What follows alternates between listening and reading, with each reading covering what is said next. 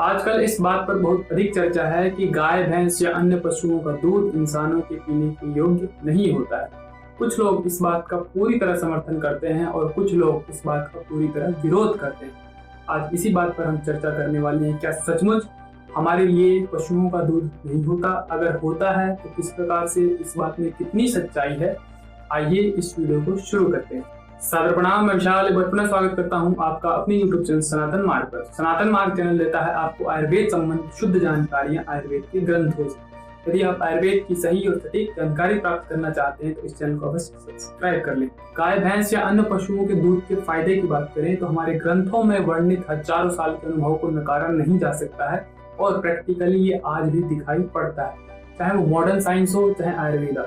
Modern science भी यही कहता है कि हमारे शरीर में कैल्शियम, प्रोटीन इत्यादि जैसी कमियों को पूरा करने के लिए और बहुत से विटामिन की पूर्ति के लिए दूध आवश्यक हो जाता है। और आयुर्वेदा में भी पाया गया है कि आज के समय भी जो 3000 साल पहले लिखी बातें हैं एज इट इज काम करती हैं। लेकिन कुछ रिसर्च जो दिखाती हैं कि दूध पीने से हमें बहुत सारी समस्याएं होती हैं, जैसे हृदय संबंधित बीमारियां या मानसिक रोग हो सकते हैं, उसके बारे में भी हम थोड़ी चर्चा करेंगे। पहली बात, जो आज के समय हम दूध का सेवन करते हैं या मिल्क का कंजप्शन है, ये 100% पशुओं से आता है, इसकी कोई भी गारंटी नहीं है। यानी कि जितना पशु दूध का उत्पादन करता है उससे बहुत अधिक मात्रा में हमारे देश में या कहें कि पूरे विश्व में दूध का प्रयोग किया जाता है।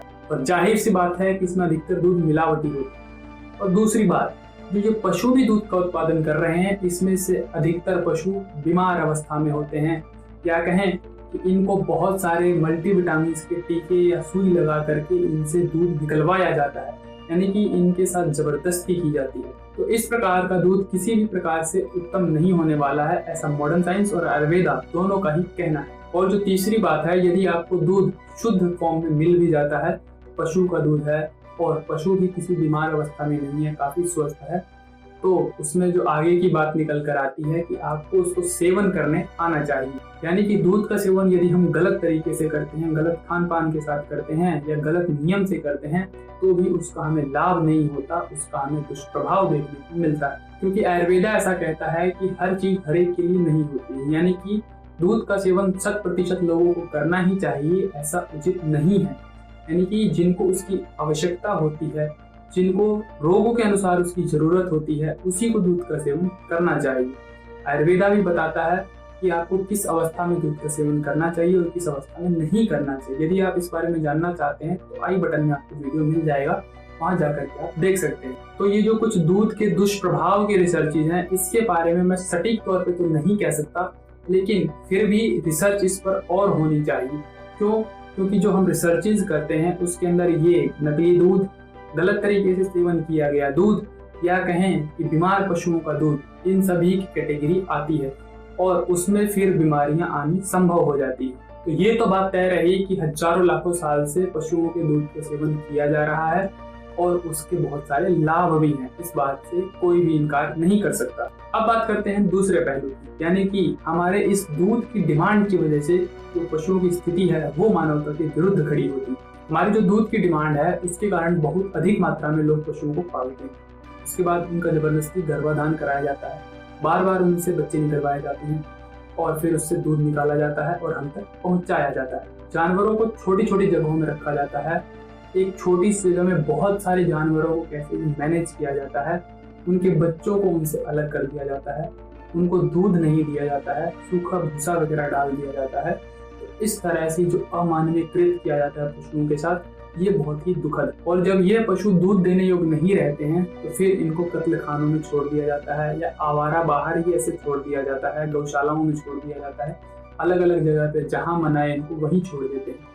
फिर वहां से ये दर दर की ठोकरें खाते हैं, या तो कट जाएंगे या एक्सीडेंट में मारे जाएंगे या थैली वगैरह खा करके ये ऐसे ही मर जाएंगे। क्योंकि आज के समय में जितने लोग दूध की डिमांड करते हैं, हर एक के बस का नहीं है कि वो पशु को पाल सके, क्योंकि वो शहरों में रहते हैं, फ्लैट्स में रहते हैं, बिल्डिंग्स में रहते हैं, जहाँ पशुओं का पालन असंभव है और बहुत सारे रिस्ट्रिक्शन भी हैं, बहुत सारे नियम कानून भी है, जिसके कारण भी ये असंभव सा हो जाता है। तो इस तरह से हमारी जो दूध की डिमांड है उसके कारण से इन पशुओं की ग्रोथ अनियमित हो रही है, यानी कि बहुत अधिक मात्रा में इनको जबरदस्ती पैदा किया जा रहा है। उसमें भी जो फीमेल काफ है उनको तो दूध देने तक रखा जाता है, लेकिन जो मेल है उनको तो बचपन में ही छोड़ दिया जाता है। उनका वहीं से संहार शुरू हो जाता है। और इन सब के पीछे का जो कारण है वो हमारी दूध की डिमांड। इसमें भी हमारी अधिकतर दूध की जो डिमांड होती है वो स्वास्थ्य के लिए नहीं होती है, वो अलग अलग मिठाइयों के लिए, अलग अलग व्यंजनों के लिए, आइसक्रीम्स के लिए, चॉकलेट्स के लिए, ऐसी चीज़ों के लिए होती है।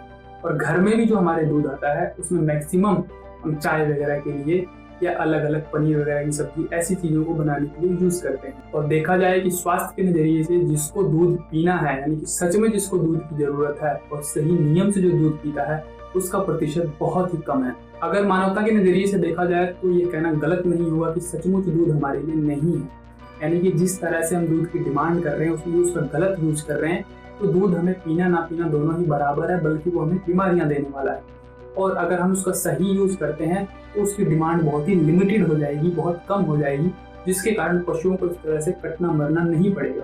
यदि आप सचमुच अपनी मानसिक और आध्यात्मिक उन्नति चाहते हैं, अपनी प्रकृति का विकास चाहते हैं, इसका विनाश नहीं होना देना चाहते हैं, पशुओं पर दया करते हैं, तो आपको दूध का सेवन लिमिटेड कर देना चाहिए। जहां उसकी जरूरत है सिर्फ वहीं पर उसका प्रयोग करना चाहिए। सिर्फ नारे लगाने से ना ही धर्म की जय होगी, ना गौ हत्या या अन्य पशुओं की हत्या बंद होगी।